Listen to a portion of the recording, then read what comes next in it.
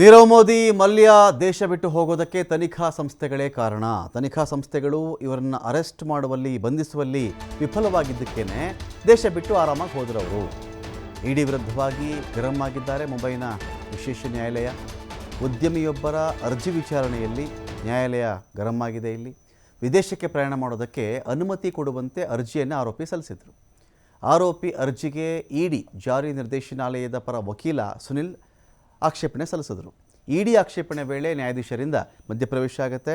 ನಿಮ್ಮ ಇಡಿ ಮಾಡಿದ ತಪ್ಪಿಂದಾನೇ ಅಲ್ವೇ ನೀರವ್ ಮೋದಿ ಮಲ್ಯ ಓಡಿ ಹೋಗಿದ್ದು ಬೇರೆ ದೇಶಕ್ಕೆ.